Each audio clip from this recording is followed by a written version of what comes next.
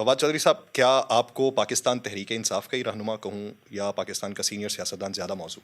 नहीं, हम तो तहरीक इंसाफ में ही हैं। हम तो हमारी सियासत ही जो है वो तहरीक इंसाफ के साथ है। ये तहरीक इंसाफ में एक बदकिस्मती है कि वो लोगों के साथ खड़े नहीं होते। पार्टी में ये कल्चर नहीं है कि मुश्किल में लोगों के साथ खड़ा हुआ जाए, जिसकी वजह से ये तासुर जो है वो, और जो मौजूदा लीडरशिप है वो तो ज़ाहिर है उसका पीटीए से क्या ताल्लुक़ है।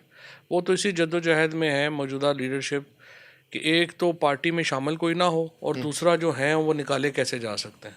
जो इतने बड़े एम्स के साथ जो लीडरशिप पार्टी को उन्होंने क्या लीड करना है, उनको हम मानते ही नहीं। हमारा तो इमरान खान से ताल्लुक़ है और ज़ाहिर है हमारी सियासत उनके साथ। लेकिन चौधरी साहब, अगर वो आप उन्हें नहीं मानते, आपका खान साहब से ही ताल्लुक है, तो खान साहब ने ही उन्हें वो ओहदे तफवीज़ किए। तो देते रहते हैं खान साहब, बदलते रहते हैं, इसमें क्या, बदल जाएंगे ये अगले 2-3 महीने में। तो अभी तक उनका मौजूद होना और उनका पुराने लोगों के ऊपर बैशिंग करना हाँ, किसकी शय हो आप सकती है? नहीं, अफसोसनाक है। नहीं, खान साहब तो जेल में है ना। खान साहब ने तो मेरे सामने 2 दफ़ा जो है मना किया है कि आप बिल्कुल ऐसे ना करें। 2 दफ़ा उन्होंने मेरे सामने कहा है कि आप ये मैं फ़ैसला कर लूँगा किसने क्या करना है, ये आपका मसला नहीं है। लेकिन यहाँ पे तो लगता यही है कि एक मिशन पे है।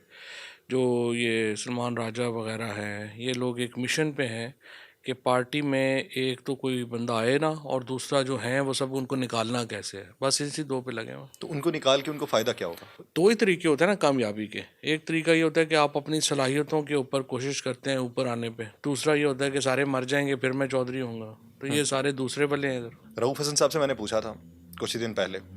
मैंने उनसे पूछा कि मैंने कहा फवाद चौधरी साहब की आरा ये हैं पार्टी लीडरशिप के बारे में।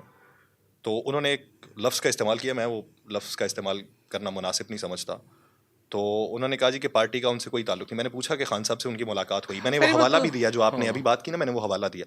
तो उन्होंने कहा जी कि वो कोई प्लान मुलाकात नहीं थी, केसेस के ऊपर आके मिल जाते हैं तो तो वो किस। केसेस हम पे है ना, हम्म, कि हम क्यों 9 मई के केसेस में जाते हैं?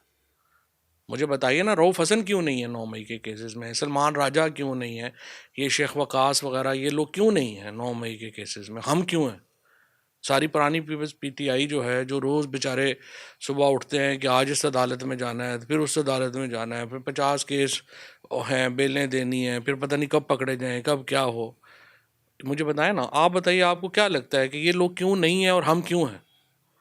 और ये पीटीआई में ये कहना कि हम पीटीआई के नहीं हैं, जो सारे जुल्म बर्दाश्त कर रहे हैं, जिनके ऊपर सब कुछ हो रहा है, और वो लोग जो पार्टी से तनख्वाह लेके जो है वो ओहदे एंजॉय कर रहे हैं, वो हमें बताएंगे कि हम हैं या नहीं हैं। तो ये भी तो हो सकता है वो पार्टी में उनकी शमूलियत ही तब हुई हो जब पार्टी को मुश्किल पड़ी, तब आके वो लोग खड़े हो गए। मुश्किल पड़ी नहीं उनके ऊपर। पार्टी के ऊपर जो मुश्किल वक्त तो उन पे है ना, जिन पे 9 मई से पहले था। हम लोगों पे मुश्किल वक्त है, वो मुश्किल वक्त चल रहा है। इन शेख लोगों वकास पे तो अकरम साहब तो कहते हैं मेरा सारा कारोबार तबाह हो गया।